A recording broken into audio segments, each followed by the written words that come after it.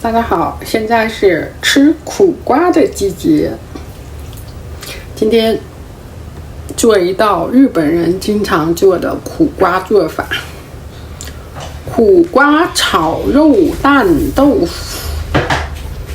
好了，那么开始啦。好，这次要准备的食材：苦瓜切开，用勺子把瓤掏出去。这样刮得比较干净。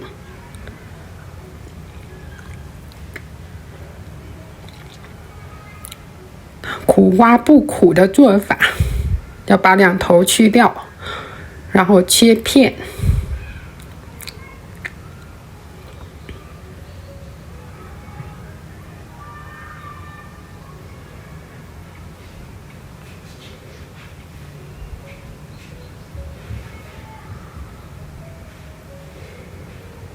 这样斜着切的话，感觉会长一些、大一些。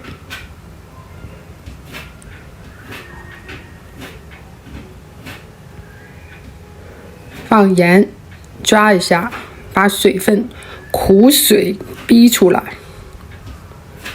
这是苦瓜不苦的秘诀之一。然后是切肉，要肥瘦都有的。五花肉，这样炒起来才香。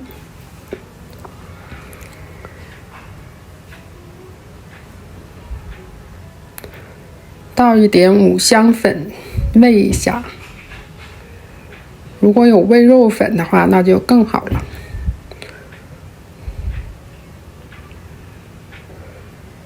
好，这样的话肉才好吃。然后是鸡蛋。打鸡蛋，我炒鸡蛋的时候忘拍了，鸡蛋就跟韭菜炒鸡蛋一样炒一下，肉煎一下，然后苦瓜在开水里焯一下，用开水焯一下，苦水会又流失一些。肉煎一下，要焦焦糊糊的感觉，这样才香。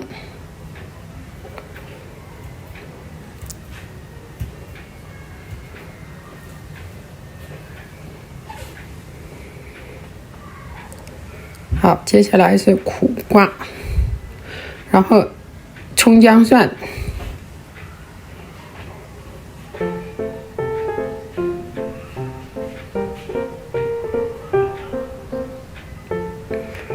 豆腐煎一下，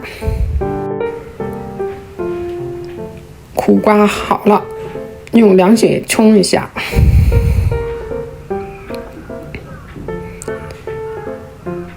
葱姜蒜也切好了，好，豆腐煎好了，最后葱姜蒜爆锅，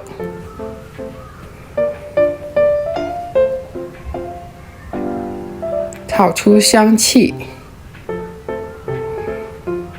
倒肉、苦瓜、鸡蛋，最后倒豆腐，就是分别都做了一下处理，然后再炒。这样的话，炒出来的菜又香又好吃，不是直接的生的都倒到锅里一起炒。炒苦瓜的最后可以加点陈醋，加点酱油，但不要太多，太多了咸不好吃。蒜可以多放一些。